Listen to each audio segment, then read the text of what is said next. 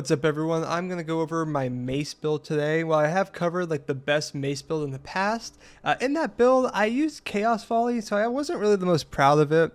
And I've actually gotten off of Chaos Volley, been using something else I think is really strong and actually one of the best builds I've put together. I've had a lot of fun with it. It really allows me to excel with the new Mace. And by the new Mace, I mean the Mace that now has the buff to its Q that's now up to 150%.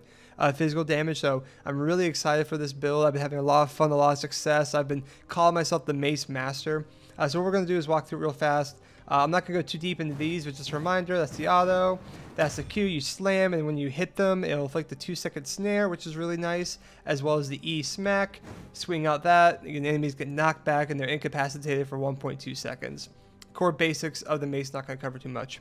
With this build, I also like running slashers with it. The reason why is because if I'm like kind of stuck and like don't want to use my like Mace Q to dodge out, I can use like the slasher Q to do the iframe to dodge stuff, as well as the camouflage is really nice because I can end cap someone into a Mace Q, and just that's a lot of damage, or I can use other stuff with that end cap. So I like running the slashers a lot with it. The end cap on the slashers is probably the strongest in the game now after the axe nerf, so highly recommend it. For my dash, I rock Veil of Frost, and the reason why is because I also rock Frostbat. Now, you're going to usually play aggressive with the Frost Dash. Obviously, you can use it to dodge stuff, but the idea is the shield is nice because this is a melee focused build. All my abilities are focused on setting up melee combos with the Mace. This is not like a ranged build, right? This is not a Scholar build. So the Frost Dash is nice because I can get that shield in. That kind of gives me a little bit of shield and health when just charging at people, as well as the slow from the Frost inflicts. So the slow is nice, and then it gives it the level of Frost, so that means I only have to hit one Frostbat for the freeze. Because the idea, a perfect world with the Frostbat, is you go in, you get the freeze off, and you hit a Frostbat right after. So dash in, get the freeze off with the Frostbat, and then you can use your E from your Mace to smack them back to further the incapacitate, going from frozen to incapacitate, and you slam on them with the Mace Q, and that's just a huge chunk of damage. And then the final ability, so the Frostbats again, run both Frostbats. If you can get the range Q, it offers a nice kind of range option when fighting people if you need it, as well as it sets you up for your Mace combos.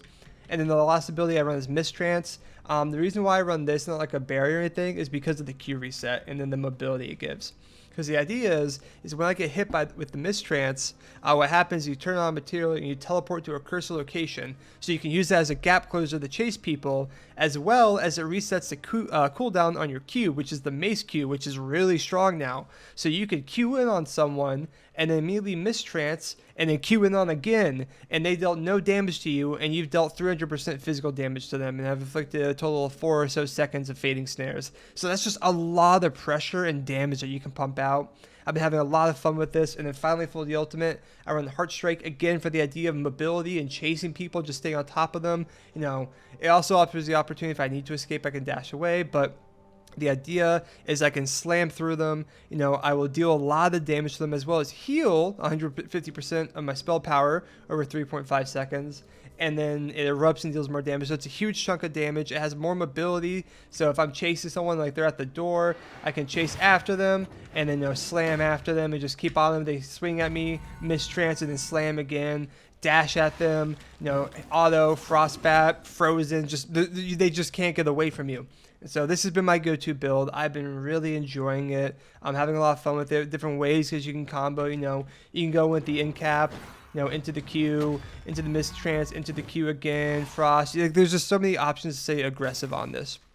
And then finally, for the last two things, I rock Nightstone of the Beast for my necklace for the physical crit strike chance, the damage, and just physical resistance, because there are two things that you can do here. Option one is you run Warrior Blood. Now I have not 100% Warrior, but I'm still going to pop it to show you. But you can run Warrior Blood, which is that raw increased physical power. It can get up to 20% increased physical power. Just means this is doing even more damage. Reduced cooldown weapon skill. So on top of getting your Q reset from the Mist Trance, your Q and E are always quicker to come back up, which is obviously the core idea of this build, is to stay on people and just Q as much as you possibly can on them and just chunk them each time. So that's really nice.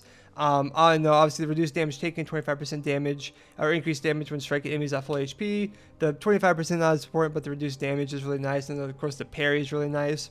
But obviously we're looking at the first two things for the warrior. That's obviously a focus. The second option is to go rogue blood, just because you get the increased crit stuff with everything. And if you're just looking to crit a lot on your mace Q, which is really a good, like, it just makes that even more powerful. So if you're not worried about like the cooldown, you're just gonna focus on the mistrance and just the raw damage you can get off it. You can focus more on the rogue blood if you want high crit. Like I ran just Nightstone and the physical soul shard. I hit a crit with the mace Q for like 187 damage. So obviously that's a huge chunk of my max level. I'm at 493, right? That's a huge chunk of damage. So obviously, highly recommend that. And while I said there were two options, there actually is a third, but this is more situational. What I've been running a lot on my server that I would just recommend blanket running is Brute Blood.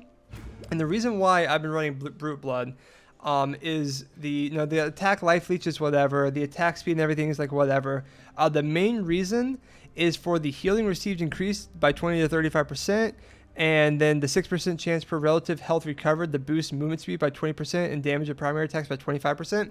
The reason why I run this is because my duo partner, or one of my clan members, not duo, so I'm used to saying duo, Icebox, he runs Sanguine Coil.